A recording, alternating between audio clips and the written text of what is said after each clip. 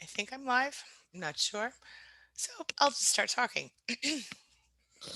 So, for those of you who are new around here, my name is Angie Atkinson, and I am normally here on Tuesdays around 12:30 Central Time with Dana Morningstar. Sorry, I just saw myself before the stream started. Anywho, uh, so we usually do these things 12:30 Central Time on Tuesdays. Dana was unable to come today, so we were going to skip, but I heard from a few of you that you'd like to see us or see one of us live. So here I am. I'm going to just say hello in the chat to make sure everybody can talk, and we will get started.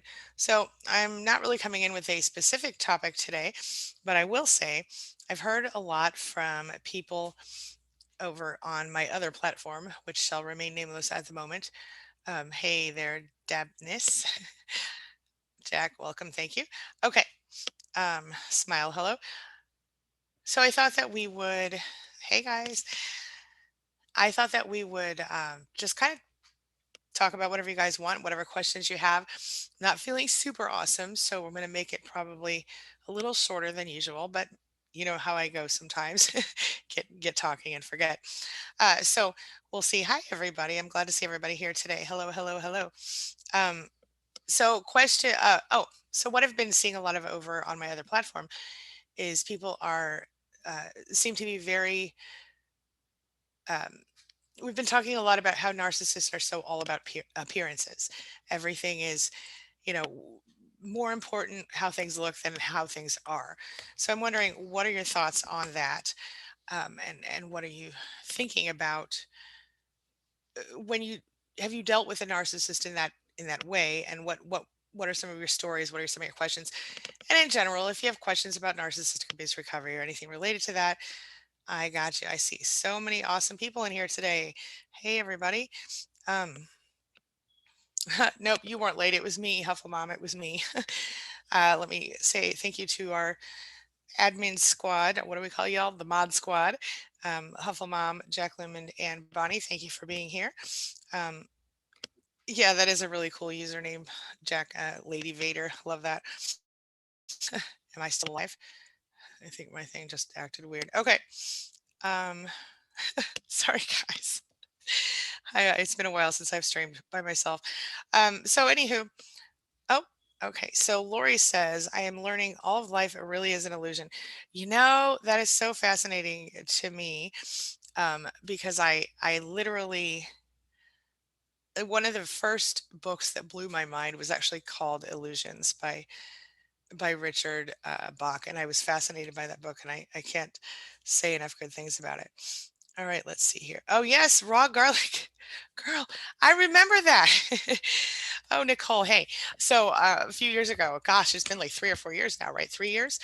I think it was you, Nicole, who told me to try the raw garlic. I had a really serious issue with pain in my lower stomach or something. It was really weird, but literally I ate the raw garlic and within minutes I felt better and it was gone. I couldn't believe it. Um, okay. Oh, nope. I'm not on live anymore. Where's my camera? Hold on. Let me fix that. What is going on? Let's see. Oh, I just turned it off for some reason. Don't know why. Well, here I am. I'm back. um, okay. So George wants to know about my divorce. So this was many years ago, but it worked out to where I got sole custody of the child we had together. I was awarded child support, but did not receive it. It worked out fine. Um, in that situation, it was a little different because my ex had nothing and no motivation whatsoever to be involved. So he just didn't show up. And so that basically, after I wrote a letter at the judge's request as to why I wanted sole custody, even though he had signed for sole custody, um, I got that. So I do have a girl on my team who's a paralegal, and she went through a pretty difficult divorce and actually did the divorce herself. And so she helps people go through more difficult divorces and coaches them through that as well. So with narcissists. So that's a thing. Queen Clairvoyance. Hello. Um, yep. Okay. Dabney says, "Yeah, I've been through that. My narcissist was scared to death his family would think negatively of him." Yeah, I've seen that a lot. I've actually seen that a lot. It's either they're more worried about what the family thinks or their friends or whatever social group they're involved with. It's very common, and it speaks volumes as to who's important to them and who's not. It's so confusing to me. I mean, I know logically why they do it, right? But it always throws me for a loop when I see a narcissist being nicer to a stranger than the people closest to them. It shocks me every time, even though I know better, even though I've seen it so often. It's such a non-human behavior, in my opinion. I mean, there's no reason you shouldn't be nice to strangers, right? I mean, within reason, but why would you be nicer to strangers than your family and the people you claim to love? It's not a human type behavior. Okay, sorry about the lost video, guys, but I'm back, I think. Okay, all righty, let's see here. I'm trying to. Okay. So, Lori, I will check her out. Thank you. I'll definitely check her out. Annette says, "In my mind, Brian, you have won the race." What did I miss that Brian said? I don't even see Brian. Sorry, I'm missing something here. Um, Peggy says, "If you consider people as things to narcissists, and I do, then it's only about things with them." Well, that's the truth. They generally see humans or other people as extensions of themselves, or as Peggy said, objects. Um, Oh, Jack says crushed lemon and crushed garlic and lemon juice shots. Ooh, that would be rough. Now, what I did, and I think Nicole told me about this those years ago when we did this, I actually just got cloves of garlic and I cut them into like bite-sized pieces and I swallowed them with water. It doesn't sound, it wasn't great. It wasn't terrible though. And it literally fixed the problem. I mean, it was gone. I couldn't believe it. I tell people all the time. Thanks for reminding me, by the way, though, because I have not thought of it for this, but I know it will help. Let's see here. Bonnie says, "My narcissist is retiring as of tomorrow. God help me." Any ideas? Oh, goodness. You're talking about the one in your house, aren't you? Okay, Bonnie. I wonder if I know you're not able to leave right away. I know you've got extenuating circumstances, but I would suggest that you consider, joining a lot of social groups, getting out of the house, um, and just, gray rocking as much as possible. And I know that you're not really uh, into the idea of leaving, but I really do think that there is some merit to that, or even throwing him out. But tell me your thoughts. What are you going to be dealing with? Will he be in home 24/7? Well, what's the plan for that? Let's see here. Hey there, Grandma JJ. Happy to see you. Um, Oh, GTSY. I get that. Good to see you. Oh, see, I didn't even know that one. Okay. Hey, Lovey. Um, Claza says, someone I called a friend told me off in public, and I reacted with losing my temper and shouting at her. I told her to shut up. She has a controlling, rude attitude, and I finally told her what I felt. Hey, I totally get it. I just recently told someone something very similar to that for not in public, but for a similar reason, and I never say those words. I said, "Shut the f up. Don't tell anybody." But that person deserved it. So, and honestly, it never helps, but sometimes it feels good to get it out, right? Um, did you go through any drama? Obviously, in public, it must have been a little bit dramatic. Closet. Tell me what happened. Nicole says, "Remember not to eat the whole thing. There's time." Just a couple of, yeah. So I didn't know. This is so stupid. I was so out of my mind in pain. I bought several. What are they called? Bulbs of garlic. See, I'm kind of bad about cooking. And she had said, "Eat a couple of cloves." And I thought a clove was a whole thing. So I ate like almost a whole thing before I realized, oh my gosh, the clove was just a little thing. Okay. But it still helped. So I can't complain. Of course, I smelled like garlic for the next 3 days, but that's okay because it made me feel better. Luckily, I work from home. Mary says, "I'm so tired of being sick and stressed and misunderstood and judged. So frustrating." Oh gosh, Mary, I feel you on such a deep level. Being in a relationship with a narcissist is incredibly, I mean, it's emotionally draining, spiritually draining, physically draining.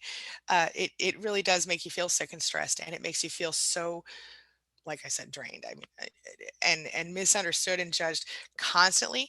I used to really think when I was in those relationships that about half of the time they were intentionally misunderstanding me, maybe more than that. Because I mean, even though I'm sitting here stumbling all over myself today, I communicate for a living. I'm very good at communication with like 99% of the people in my life. But for some reason, anytime I've run across a narcissist, it's not a thing. I cannot communicate with them. They literally act like I'm speaking a different language. It just drives me crazy. But Mary, uh, please know that you're not alone. It's absolutely frustrating. It's devastating on so many levels, but try to hold on. Try not to give them too much of your emotional energy. I know it's so much easier said than done. Are you familiar with the gray rock method? Um, what I what I recommend, and a lot of other people like me recommend, is the Gray Rock Method, which is actually a girl named Skylar, or guy. I think it's a girl. All I know is the name Skylar. Came up with the name Gray Rock Method back in like 2012, and the idea is that you just act.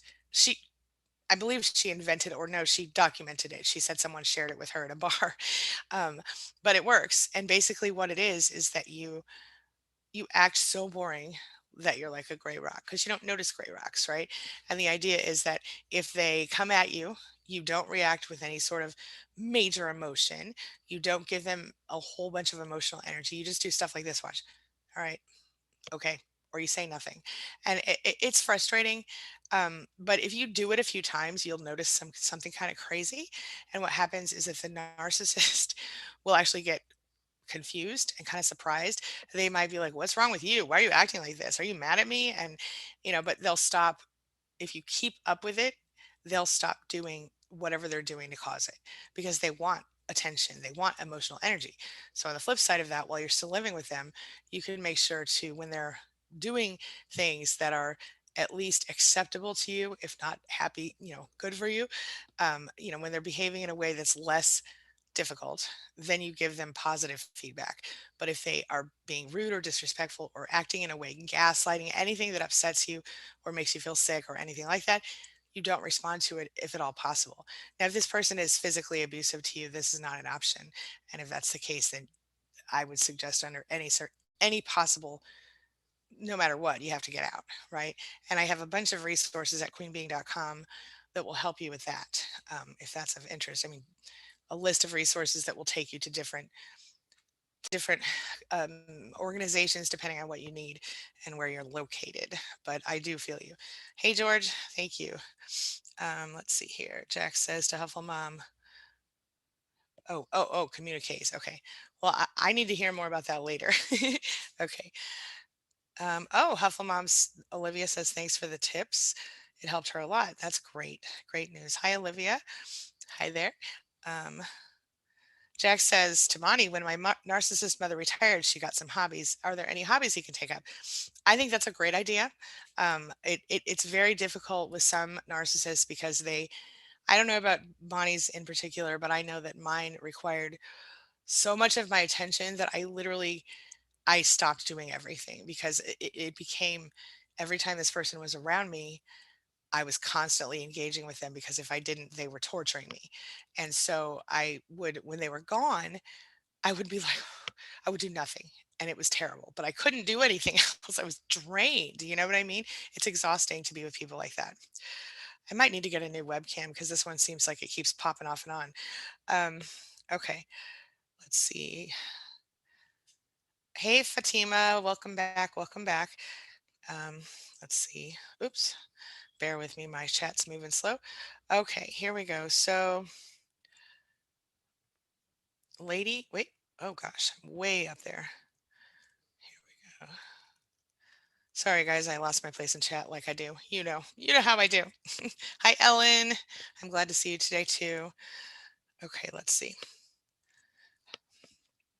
guys. Okay, I'm this thing I saw. Okay, so my mouse pad is broken. I'm waiting on a new computer I ordered a month ago, and it hasn't got here yet. And normally I just use an extra mouse, but I have to plug in my camera to talk to you guys. So I'm trying to trying to navigate with a broken mouse pad. It's very difficult.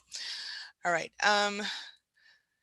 Yes, that's right, Jack. Misty Dawn is our divorce coach. Um, Yeah. Yeah, I think that's a good answer, Jack, to do the hobby thing. Okay. Tina.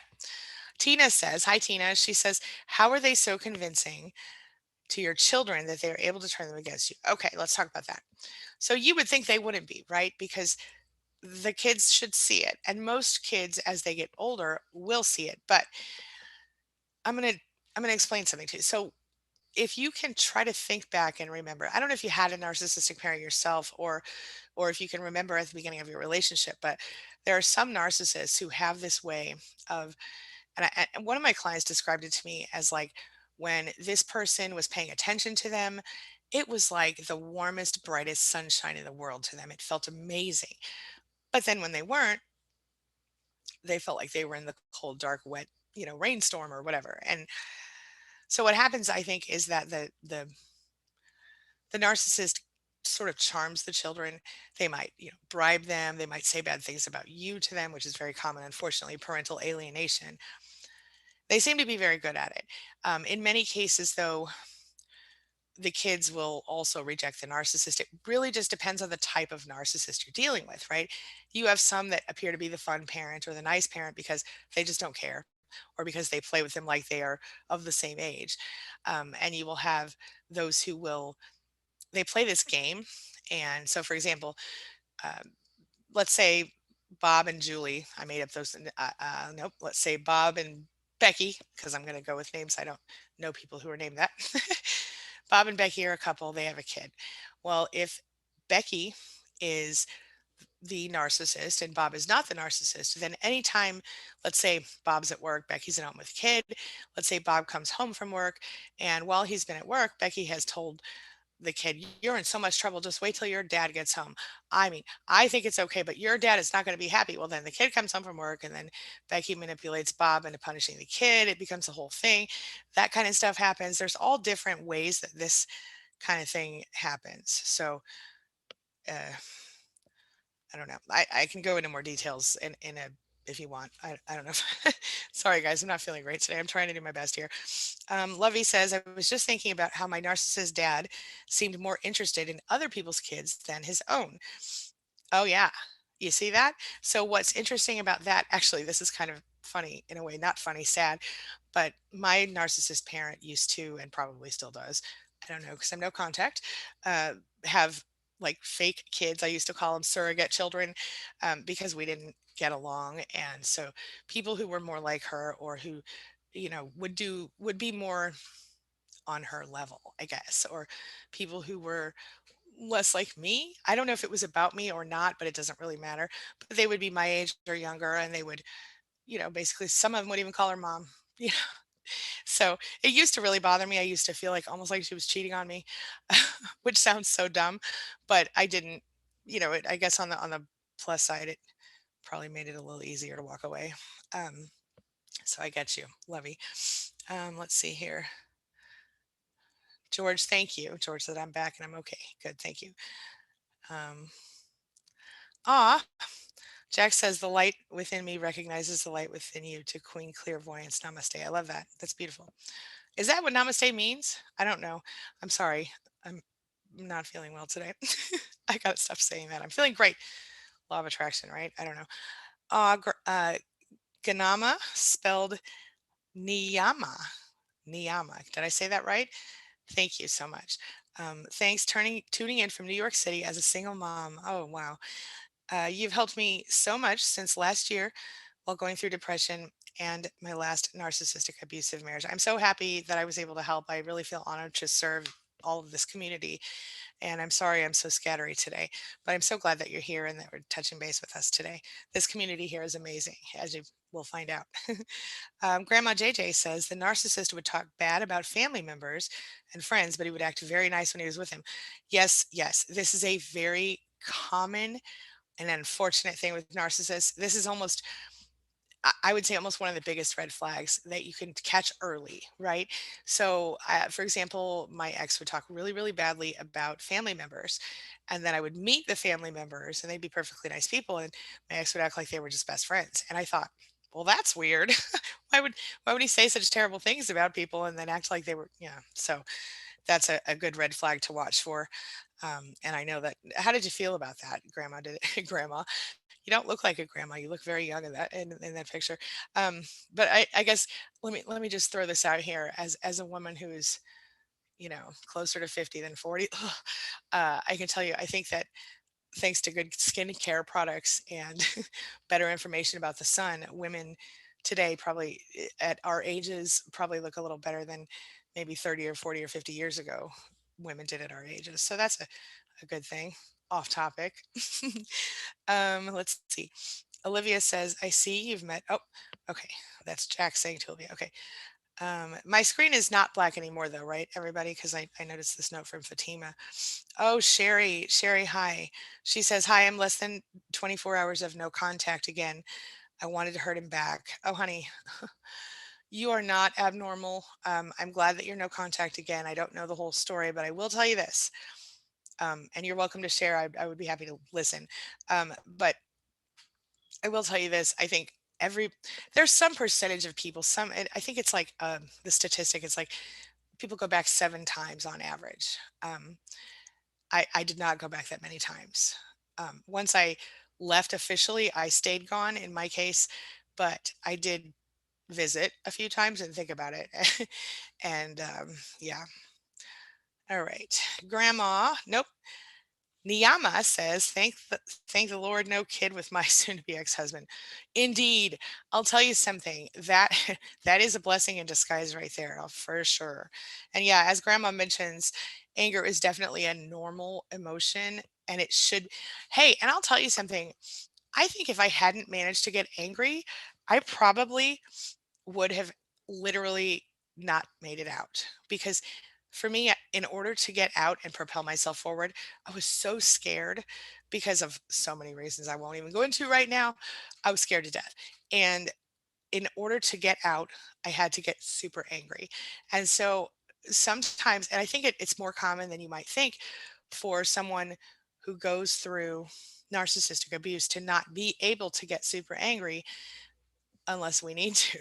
Because I don't know about I mean, I could always be angry, but I wasn't always allowed to show it starting in childhood. And so I tend to have a very high threshold, for anger as well as abuse. So meaning it takes a lot for me. So for me to finally get there, it took a minute. And when I did, I had to get angry again and again in order to actually get enough energy to get out. And that sounds ridiculous, but I'm guessing some of you can identify with that. Um, hey, Mystique, good to see you. Let's see. Oh, I see. Okay. Um, thank you, Hufflemom. Okay. Niyama says, I just don't care about what happens to him as long as he leaves me alone. Hey, I'm with you 100%. I think that's the best possible way to go forward. One of my kids mentioned to me recently that they were very upset to hear about something that happened with a former narcissist in my own life, and they wished bad things for that person. And I said, you don't need to do that. That's negative energy. Just think nothing about that person, because the truth is, listen up. The truth is, if you really, really, truly want revenge on a narcissist, the very best revenge you can give them or get against them is to just act like they don't exist. Don't feel sad. Don't feel, I mean, eventually, don't feel sad. Don't feel angry. Don't feel anything. Feel nothing. If nothing else, maybe feel a little sorry for them and move on. And I know that sounds ridiculous when you think about the level of abuse, right? And you'll get there. But if you think about the limitations that a narcissist truly has, it's a little sad. They will never find a true connection. You still have a chance to do that, whether it's romantic or not. I don't know about you guys, but marriage is something I will not probably, anyway. Okay, moving on. um, let's see. Yeah, Jack agrees that anger is definitely a pretty common emotion. He says, especially with a narcissist parent, I cried and screamed a lot. Thanks, Helpful Mom, for helping Fatima get through the black screen situation. Niyama says, this morning we did a telephone hearing with the judge. And because of his lies and stubbornness, we're now going to trial July 1st and have been assigned lawyers. Oh my goodness. You know, just do the very best that you can as far as, um, well, I mean, the good news is doing it on the telephone, you won't have to look them in the eye. But I think one of the things that I would be doing in any divorce situation with a narcissist is just document as much as you can. In your case, Niyama, you won't have to talk to him at all because there's no kids involved unless you guys have business or something. And even then, you can talk through the lawyers, right? Now that you have them, it's ridiculous that he wouldn't just let it happen. I mean, I'm guessing you guys have property and that's the issue, or he doesn't want to pay support or whatever. But um, I don't know if New York is a support state, but yeah, Niyama, you might do well to have a session with Misty if you're struggling with um, how this is going to go down. She's very knowledgeable about this stuff, like I said, she's paralegal, so she has a much better understanding of the legal system than I have, without question. Let's see here. Yeah, I agree, Jack. Sherry, definitely be gentle with yourself, compassionate with yourself. If you can, if you have a friend or someone that you can be close with or talk to a coach or join a support group here, being here is a great start. We have several support groups from Queen being one off Facebook, a whole bunch on Facebook, different things you can be involved with. Yeah, let's see here. Bonnie says, major groups outside would help with the narcissist. Yeah, he's the narcissist man. He'll be here 24/7. I ditched the narc mom though. Well, that's a start. I know you did, and I'm so proud of you for that. I know it was hard. But one less narcissist in your life is a plus, but it certainly is going to be difficult when he's there 24/7. Um, does he have any hobbies already? And if he does, could you like encourage him to get out a little more with those or to join a men's group at church or something? I'm just thinking of things. Um, hey V, Ellen, yes, yes. Mary says thank you. My pleasure. Again, apologies for the scatteriness today. Lori says, I use onion juice on my scalp to promote hair growth. Wow, that's awesome. I do not love the smell of onion, but I do like onions in certain foods, especially like, yeah. Okay. Fatima says, how do you deal with a difficult sibling that doesn't listen, but you also have narcissistic family members? I know your situation is so hard. Um, Fatima, I think your best bet with that sibling is to say your piece if you need to say something to them for a reason that's is something important. But if it gets to that place where things are um, they're causing you stress on top of your narcissistic parents, or not listening, because what are they not listening to you, I assume, or the parents? Either way, if it's to you, I would say gray rock. And I think you know what that is, but just in case, I talked about it earlier, so I know you do. I would say gray rock. I would say avoid unnecessary conversations when they're in that place. Sometimes they'll be in a good place. Sometimes maybe they're, as I assume they're also dealing with the narcissistic parents. It affects people differently. So I guess it just depends. Can you give me a few more details on how they're difficult, and I can try to give you some better information? Let's see here. Hi, Amanda. Let's see. Okay. Yep. All right. Sherry says intentionally misconstrued. Yes, that's legitimate. Yeah, that's what they do. They intentionally yeah, don't understand you. Mystique says, Sierra and I have been sick for 4 weeks, but managing. Okay, well, I hope you guys feel better. I hope it's not COVID. Um, Fatima says, it seems my sister's trying to regain control of her life by acting older than she really is, but she's also doing things that are not right. Oh, that's so hard. I'll tell you, Fatima, is this older or younger sister? And if she's doing things that are not right, that could cause her physical harm or life affecting changes, like if we're talking about drugs, we're talking about, you know, inappropriate sexual behavior. I don't know how old she is, but um, definitely you have to consider reaching out to someone who can help. If your parents are a bad idea, maybe a school counselor or a doctor or the school nurse, somebody like that would be willing to have a talk with her. It's really hard, and I don't know the whole story again, so I can't.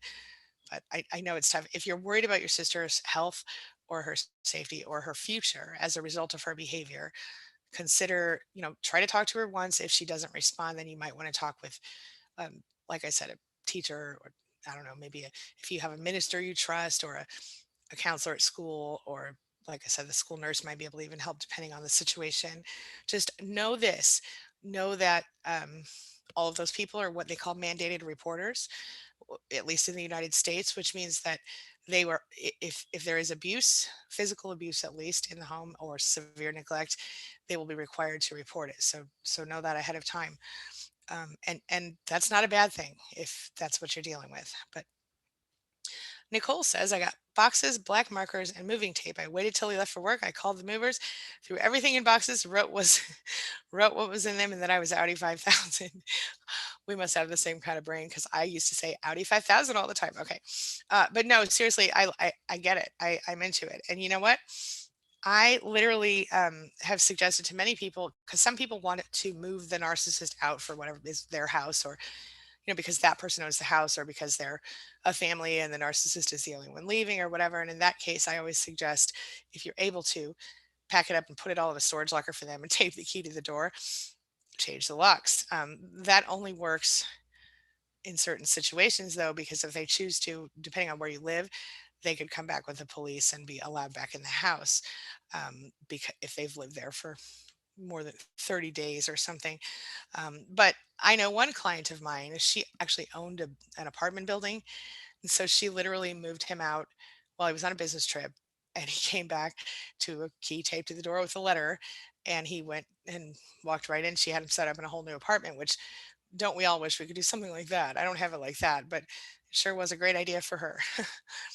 Let's see here. Yes. Okay. Yes, they really do make you physically sick, don't they, Bonnie? I did an interview a few years back with somebody named Sharon. Can't remember her last name, but it's on my channel somewhere. And she talked about how fibromyalgia and narcissistic abuse are probably connected. And I believe that's true, because even before the reason I ended up bringing her on the channel was because I had talked with um, I've talked with so many of you over the years, and I noticed there was a much larger incidence of things like fibromyalgia, chronic pain, chronic fatigue syndrome in our community as opposed to the general population. And I thought, well, that's really weird. So I did a lot of research, and I found out, I mean, it's highly likely they're connected. Not only those things, also certain other neurological issues, or whatever you want to call it. Like, I have ADHD, and I'm 98% sure it's probably connected to narcissistic abuse, and a lot of other things. So, a lot of things to think about. Um, Let me know if you guys have thoughts on that.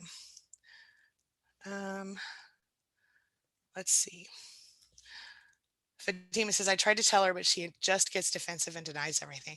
And that's very common, Fatima, because there's ego involved, right? And nobody wants to admit they're doing things they shouldn't be doing.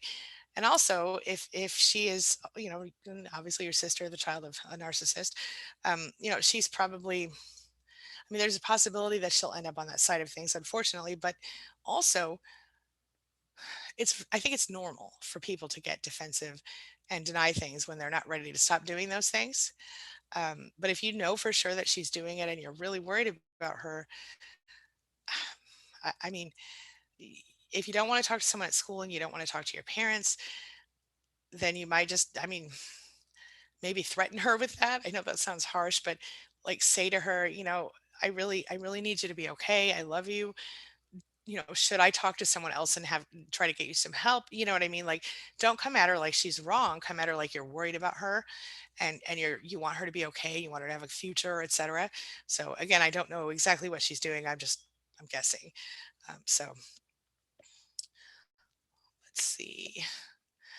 Um, Olivia says, "Hi, Olivia again.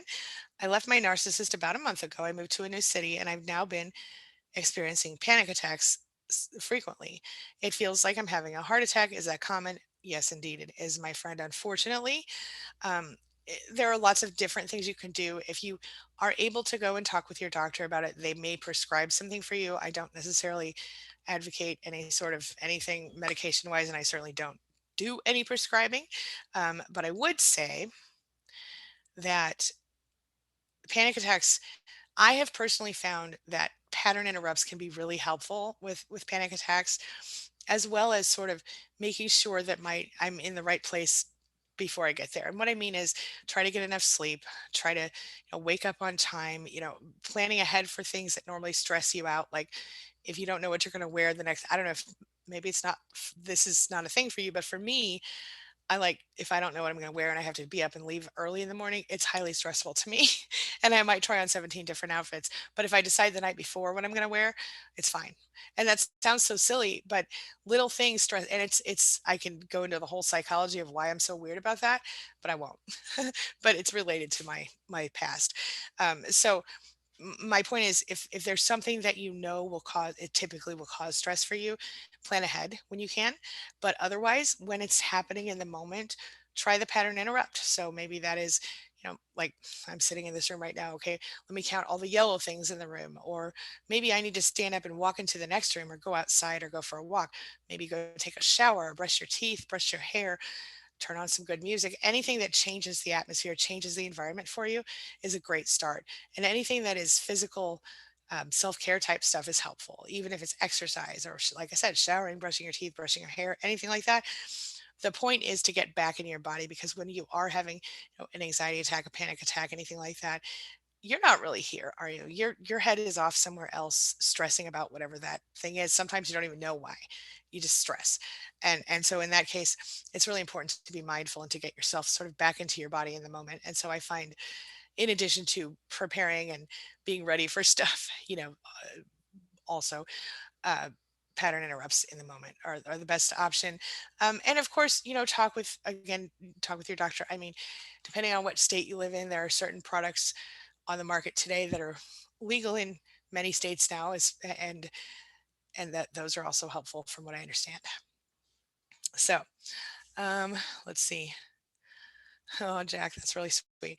Let's see. Hufflemom says, I think the verbal abuse was the worst thing for me with my ex. Anytime I brought up any type of problems, like planning our wedding, for example, he would direct the fault to me. Yeah, that's very, very common. And the verbal abuse is, it's also emotional abuse, of course. Uh, at least partially. I mean, emotional abuse also involves other things besides verbal abuse, of course, but it messes with your head and it is incredibly invalidating. And as Huffleman mentions, everything's always your fault. And even when it's very clearly not your fault, it's still your fault if you ask a narcissist. Very frustrating.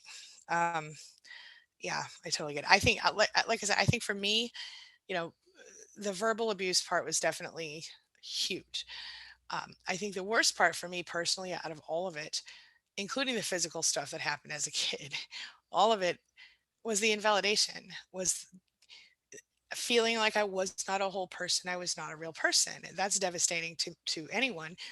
But you don't even realize it in the moment. You just assume that you really aren't as good as everyone else, right? Especially when it comes from someone you grew up with. And that's incredibly painful for anybody. But I'll tell you what, it was about 11 or 10 or 11 years ago. I realized how significantly, like, wrong they were. It turns out I'm a whole person, in case you didn't know, and so are you. And that's the thing is that, no matter what they tell you, it doesn't mean it's true. And I've said this a lot of times, that one of the things that I have done with many clients that's very effective in this area is to just, write down a list of all the things that you think about yourself that are not positive. And I bet you 99% of those things, at least, came from somebody else because you're not born thinking bad things about yourself, right? It comes from the people around you and how they treat you and react to you. Well, if somebody always acts like you're not important, you don't matter, you have nothing real to say, what do you start to believe about yourself? You know what I mean? So it takes time, but it certainly can help you change and grow from there. Um, yep, let's see here. Um, Sherry says, I'm hurt and humiliated. I'm lonely and I don't share the truth with anyone. Oh, Sherry, I relate deeply. I really do. And I'm just really sorry. Um, I, I don't, I don't know your situation. But I do know if you know, here, I don't know if you want to share it here, but in one of our support groups, or if you want to do some coaching, if it's a budget issue, we have a small group coaching, setup that's much less expensive, and offers ongoing support as well on a much smaller scale than the large support groups. So these are, and point being, it's more intimate. So, and of course we don't share anything, but something to think about. I totally understand. Sometimes it just helps to have somebody to talk to who understands. And again, being here is helpful, but I know if you feel, I felt the same way. I couldn't talk about my story for years, and there are certain parts of what I went through that I still probably will never talk about publicly. So I get it, but it it helps to it helps to talk to someone who gets it. It really does, and to just tell your story. And I always tell my clients, I'll never judge them. They can say anything they want to me, and it's going to be okay. And it helps to just have someone in your life that you could just, l- you know, say anything and not worry. Because I know a lot of us never had that. So I try to be that for as many people as I can.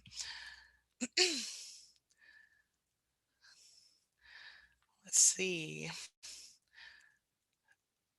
Lady Vader says, "Can you prove to the courts that your ex spouse is toxic for the children and a narcissist?"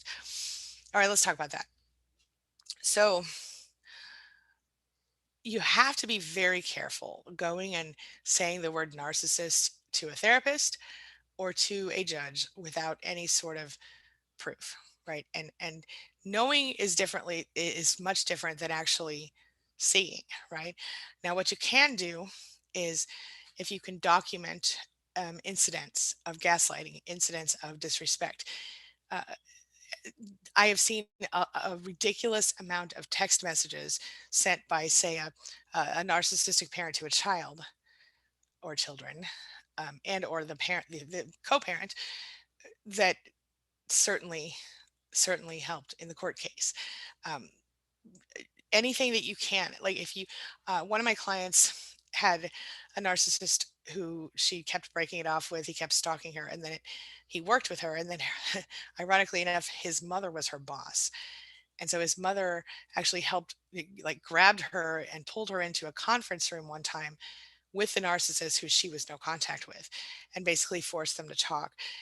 Long story short, I mean, the guy had been very abusive. Long story short, the company ended up firing the mother and the guy.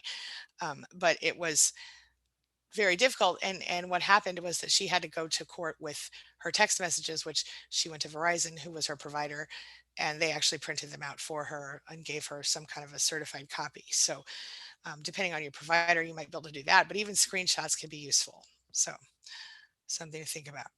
Um, and again, Lady Vader, I definitely suggest talking to Misty. She's going to have a lot more information about the actual legal system than I will. So, oh, and we do have a group on Facebook called Divorce Your Narcissist, which is the group that Misty is most often found in. If you want to just try to ask her without setting up a session, you can ask in that group. Okay, let's see here. Hey, BC, welcome, welcome. Elizabeth says, "How do I navigate custody court with the narcissist?" Okay, I'll tell you from the emotional perspective, don't show them any sort of eye contact. Make sure that you document everything as much as possible. Do your best to only speak to them through a court approved app if possible, if not by email or text. If you're dealing with children, if you're not dealing with children, avoid speaking to them at all. If you can, just speak through your lawyer. Oh, custody court, duh. Okay, yeah. Court approved app. I've got a lot of those listed at queenbeing.com if you want to check those out. And again, I suggest talking to Misty in the Divorce Your Narcissist group. She is a paralegal and very helpful for us. Um, let's see.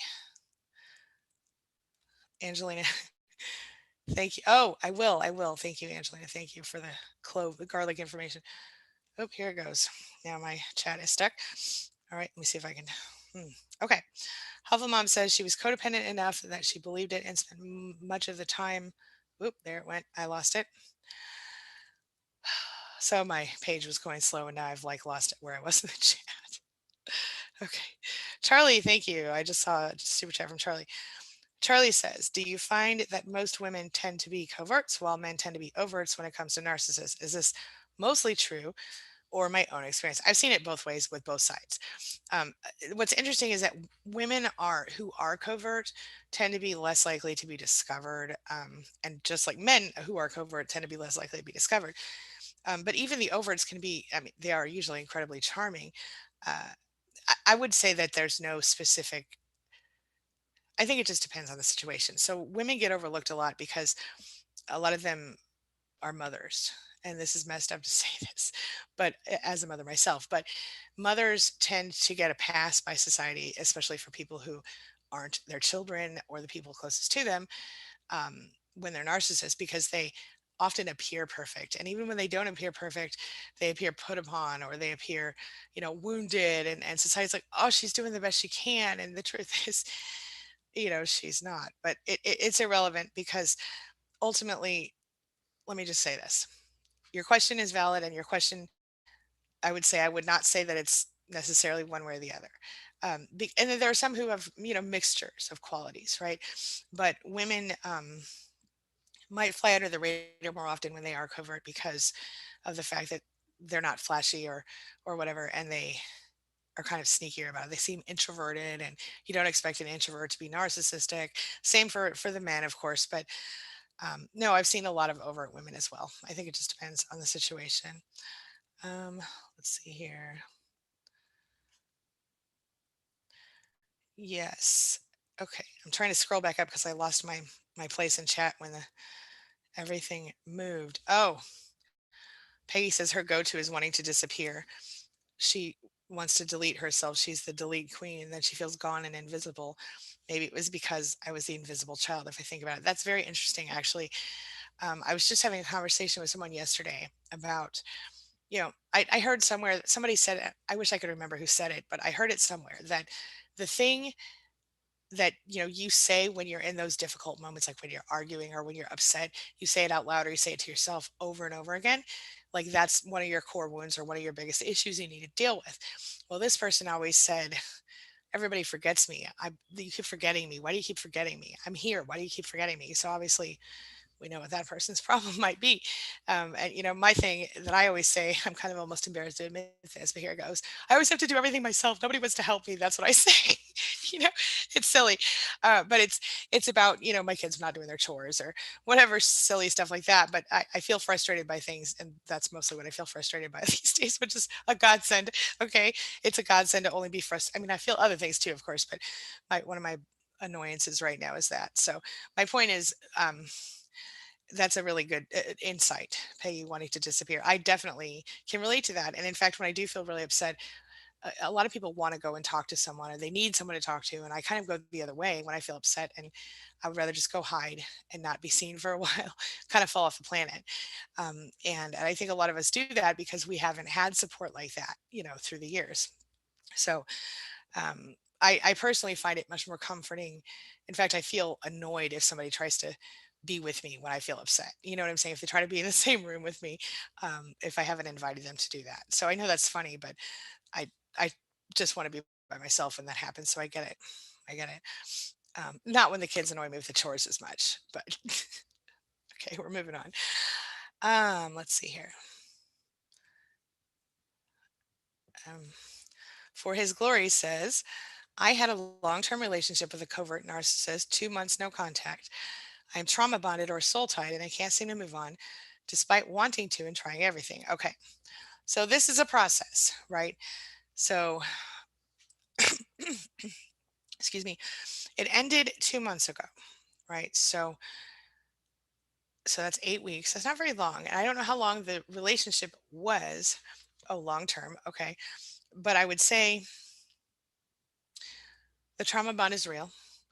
The soul tie thing, or what are the, is it soul tie? So they call it something else too. I believe that that is very significant and real. I would say you have to remember that a trauma bond is very much like a drug addiction. Okay. And so the same part of your brain is affected as would be affected by drugs. So, in a sense, the narcissist is your drug, right? And if you think about the way they got you addicted in the first place and why the trauma bond forms, well, they have intermittent reinforcement issues, right? So the breadcrumb thing, right? They give a little bit of affection, like they start out and they come on strong, and it's amazing. It's the best thing you ever felt, just like a drug, right? And then they sort of start to do a little less. They start to devalue you. But then the minute they see that you're almost like, I'm about to walk out of here, well, they throw you a little crumb of affection. And then you're so grateful for that. You think, oh my gosh, I have hope. It's going to get better. It's really going to get better. And then things are better for a minute and they fall apart again, and so on and so forth. And this continues. And by the time you leave, just the tiniest crumb of affection, a smile might be enough to just make your heart melt. But that type of reinforcement, it's incredibly addictive, and that's why one of the many reasons we become addicted to them. So if you think of them like a drug, and you think about what people, or any alcohol, whatever, like let's use an alcoholic for an example. um, if you're an alcoholic, you cannot have alcohol, or you might be instantly re-engaged in your addiction, right? That's why they always call themselves a recovering alcoholic. So if an alcoholic takes a sip of alcohol, they might fall right back off the wagon, and that's why they don't, right? So in this case, a lot of my clients have found comfort in the idea of seeing the trauma bond as similar to a drug addiction, because that makes more sense to their brain. Why?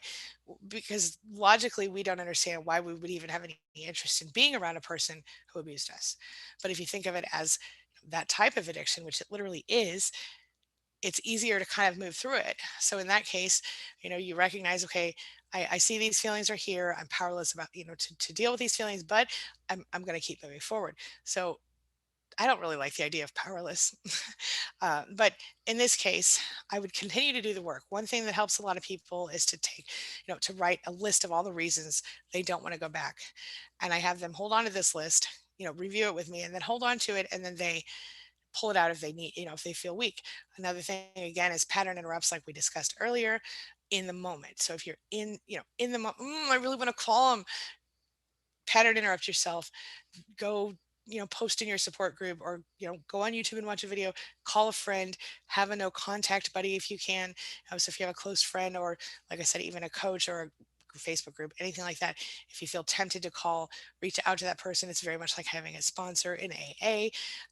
Anything that you can do to avoid the call, because the longer you're away, the more logical you'll become and the less addicted you will feel. But it's a process. It is not easy. And I promise you, I've been there. You're not alone. But you definitely will regret going back. I bet you there are people here in this room right now who can tell you they went back and they regretted it. I know people who, many of us have done this over the years, gone back, left, gone back, left. Like I said, on average, we go back 7 times. But if you can avoid going back, you'll save yourself a lot of heartache and pain. I hope that's a little bit helpful. Okay.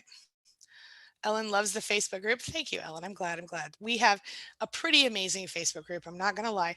We have an admin team that, you guys, they're amazing.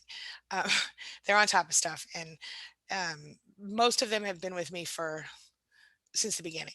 A couple of them are new, but they're longtime members and really great, great people. So, um, yes. Let's see here. Still notice, just so you know. Okay, I don't know what you're talking about, so I'm gonna let that one go. Jack, let's see. Rebecca says, I literally felt like I was crazy. We've put space the last 2 years, and contact has been minimal, but because of our two small children and having almost no family, the hubby and I have, let me see if I can find the rest of Rebecca's, here we go, have, come on, something more contact, but oh, there it went. Darn it. Okay. Let me see if I can find it. I wanted to finish that comment. Here we go. Rebecca. Okay, here we go. She said, I came across your videos. Okay. Thank you, Rebecca. I appreciate that. I'm just now seeing your first two comments. Um, I can't see. Okay. I literally felt like I was crazy. Okay, here we go. I found it. Okay. We have debated more contact, but we also don't trust her either. Okay. So yeah, I think that's a difficult situation. I wish this thing would let me scroll easier. I really want to see the rest of that. But yeah, it's very difficult to getting stay calm, Gray Rock. What happened to that comment? Oh, here we go. Oh, hi, Sarah. Sarah Good Enough is here. I like that name. Hubby and I have debated having. Okay. Oh, it's the mother-in-law that's the issue. Okay. Yes. Okay. Um, yeah, I mean, I get the more contact thing. I can tell you that there are some narcissists who do make good grandmas, but um, in my person, I can't say good grandmas, but tolerable grandmas. In my personal situation, the benefits no longer outweighed the detriments. Um, and I think some of you know that my situation was such that my mother tried to have my children taken from me by CPS. And luckily, they were able to see that there was no problem. And so we were fine. But I've had more than one client who has literally lost their children to CPS by people, because people revenge called on them and told a lot of lies. And I think it depends on like what day it is for the social worker too. If a social worker comes over in a bad mood, who knows? Or if there's somebody who's like a OCD clean freak or something, and your house is a little messy. I mean, you never know what they'll do. But I can't. It's very shocking. Just be careful if you do decide to have her back in your life, or have her more often in your kid's life. I don't know how toxic she is, but that could be an issue. Okay. Yes, Helpful Mom. If anybody wants to join the Mighty Networks group, which is our off Facebook Spanily group, support group, and you can't afford the subscription fee, reach out to any of our moderators here, Helpful Mom, Bonnie, or Jack, and let them know, because we'll help you out and take care of your fee for you. All right. Sarah says, I lived through a custody battle. Stay very calm, gray rock, no words, document everything, get a lawyer. I agree with all those things. Thank you, Sarah. Let's see. Na, na, na, na. Yes. Mystique says, I think that not liking themselves, knowing that they drive everyone away they care about. Yeah, those things are reasons to feel sorry for themselves, sorry for them, but not sorry enough to stick around and put up with it because they're still not going to change. Although, let me tell you something. Recently, I had a new client. We'll see if he comes back. Um, I've only had one session, but he claims that he's a narcissist and he wants to change. Personally, I think he's not a narcissist, because I've never seen that in that case before. But I think that maybe he's dealing with someone who told him he's not diagnosed by a therapist. He's self-diagnosed. Personally, I will see, but I have never seen a narcissist change ever, not for real and not for long.